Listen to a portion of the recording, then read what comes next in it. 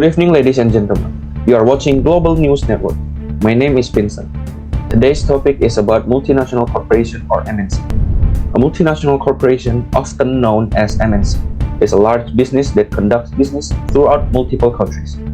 They usually have headquarters in one country, but they also have branch, factories, or office in other countries to manufacture and sell goods and service across borders. In today's case, we will discuss about Starbucks. Starbucks is a US-based company that runs the world's largest chain of coffee shops and one of the most well-known brands. With its headquarters located in Seattle, Washington, the company expects to have over 35 stores operating in 80 countries in 2022. This news will analyze Starbucks' expansion strategy in China through Porter's 5 forces. But before getting into the analysis, the definition of Porter's 5 forces will be explained by Mandy. Please, Mandy.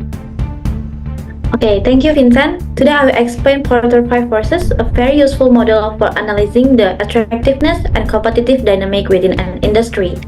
This model was developed by Michael E. Porter of Harvard Business School in 1979. Porter's 5 forces consists of 5 main forces that influence the competitiveness of an industry. First, the threat of new entrants. These forces measure of how easy or difficult it is for new companies to enter the industry.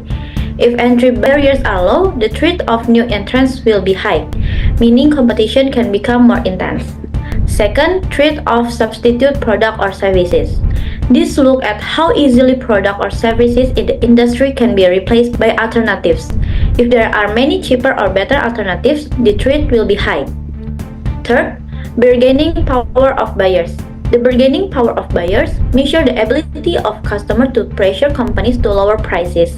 If buyers have many choices or if products are not significantly differentiated, they can demand lower prices or higher quality. Fourth, bargaining power of supplier. This refers to the power supplier have in setting the prices of raw materials or services they provide.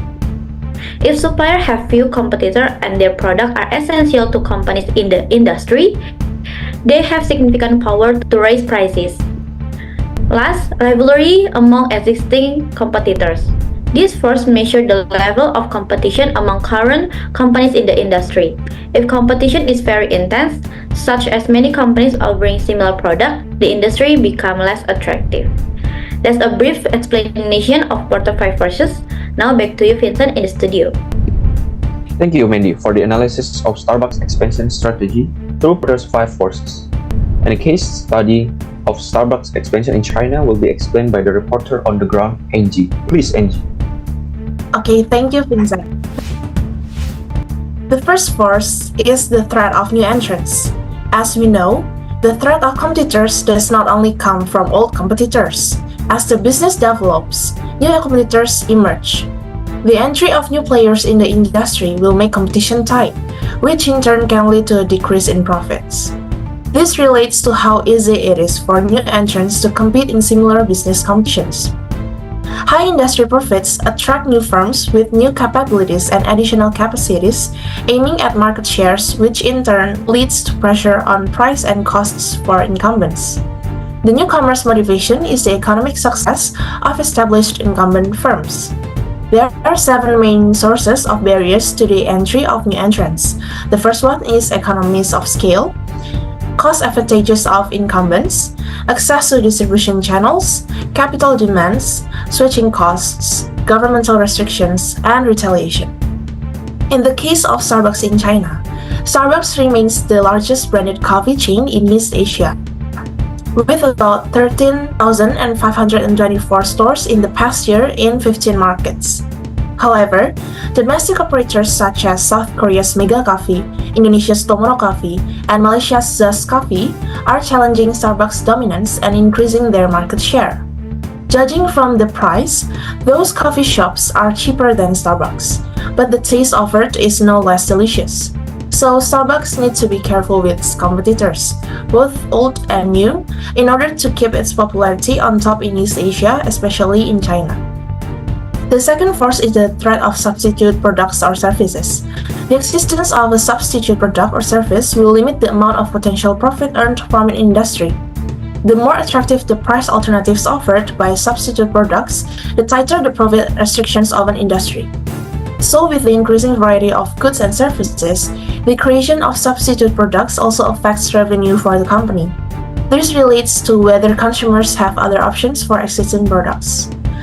In the case of Starbucks needs to be careful with the threat of tea as its coffee replacement product. In fact, for more than 3,000 years, tea has been an indispensable part of Chinese society as a social glue, facial cleanser, medicine, a way to boost mood, and foster business partnerships. By the beginning of 2023, Chinese consumers drank about 40% of the world's tea, most of which was produced domestically. China's growing interest in coffee has not stolen market share from tea. The groups of people who drink coffee and those who drink tea often overlap, and coffee consumption is still relatively small. One study published by a media company called Toluna Corporate found that in China's new first-tier cities, bubble tea and coffee consumption was almost even, with 59.9% of consumers saying they drank coffee and 60.8% saying they drank bubble tea. For example, 𝐏𝐸𝐸, one of China's most popular bubble tea brands, has amassed more than 21.5 million users in its WeChat mini app and 710,000 followers on Weibo, a Chinese social media platform. That's all, Vincent, from me. As for the explanation of the third and fourth forces, I believe that Sannie will explain it. Sannie, are you there and could you hear me clear? Yes, Angie, I'm here and I can hear you clearly. So, Vincent, the third force is the bargaining power of buyers. Buyers' bargaining power can drive prices down while improving products' quality and services. This power depends on the number of customers a company has and the cost of acquiring new ones. If a company has a large customer base, it can more easily charge higher prices to boost profits. In terms of Starbucks has diverse buyers, and this makes Starbucks have a constrained step in determining the price of its product. Therefore, Starbucks has a lot of variant of price range so that it meets the demands of various customers. However, this will lead to a small volume of purchases and will reduce the overall powers of buyers. Therefore, companies like Starbucks will set their price based on market trends and competitive premium pricing. Customers are moderately sensitive in the premium coffee market. They are willing to pay more for higher quality but are cautious of price that seems too high for the quality offered. This approach of pricing attracts a broad customer base. In the context of Starbucks' expansion in China, these factors will create minimal challenges when they enter the Chinese market. Next, the fourth force is the bargaining powers of suppliers. This concept explains how easily suppliers can increase the cost of inputs for goods and services. It hints on the number of suppliers available and the expense of switching to another suppliers. Suppliers might raise input costs and leverage other trade advantage. However, companies can choose suppliers based on input costs, allowing them to enhance profits by maintaining lower input expenses. In the case of Starbucks, one of the main ingredients of their product is premium Arabica coffee beans and coffee grown in specific regions so that there are certain standards. Starbucks itself maintains fair trade certificate coffee under Coffee and Farmer Equality or 𝐏𝐸𝐸. This 𝐏𝐸𝐸 regulates fair trade partnership for suppliers. Therefore, although Starbucks has great potential to take a big advantage of suppliers, this is not the case, and it can be said that their power is now not that great. Starbucks also forms a highly important part of the supplier's business due to its size and scope, which makes the power of suppliers lower. Given the fact that suppliers had a moderately low bargaining power, however, in the case of expansion to China, these factors helped convince China to accept Starbucks because it promised fair trade and minimized unwanted outcomes. For the last force... Wait, Sannie. Yes, Vincent? Thank you for your explanation, but ladies and gentlemen, we will have guests join live in the studio, Professor Keyra, an expert in MNC expansion strategy. So, Professor, can you please elaborate the last part? Okay, thank you so much, Vincent, for the opportunity. So, the last first is rivalry among existing competitors. Industry rivalry is a prominent determinant impacting well-established enterprises within a certain sector. It is frequently initiated by variables such as surplus rivals, sluggish industry expansion, substantial fixed expenses, and absence of product diversification.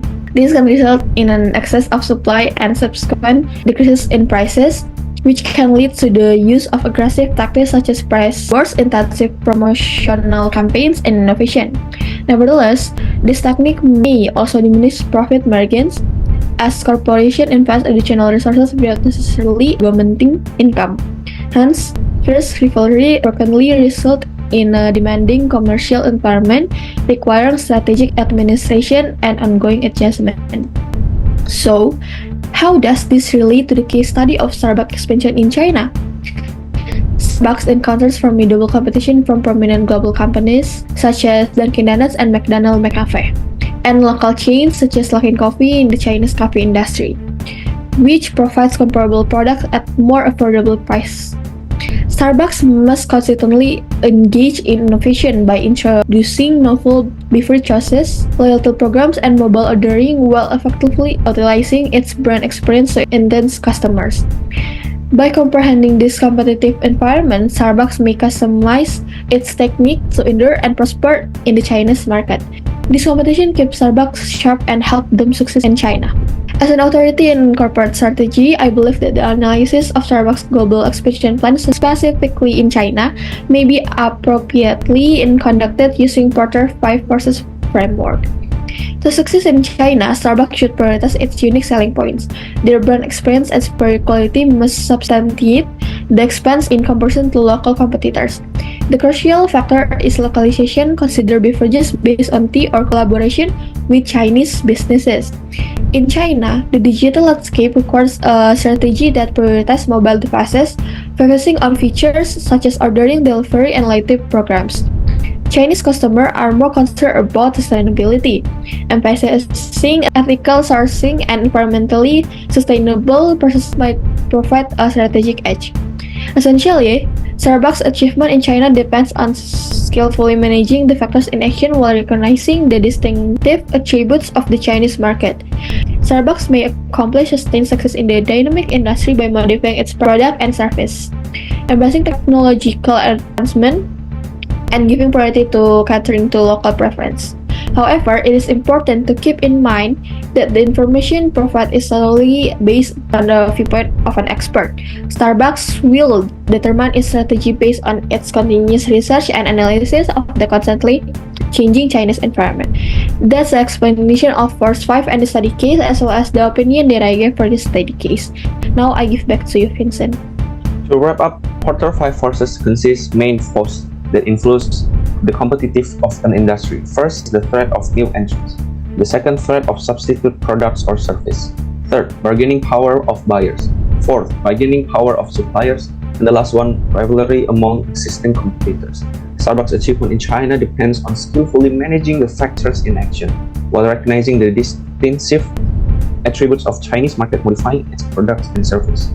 Ladies and gentlemen, that's all for today's news. I'm Vincent, and on behalf of all colleagues and experts, thank you and see you on the next Global News Network.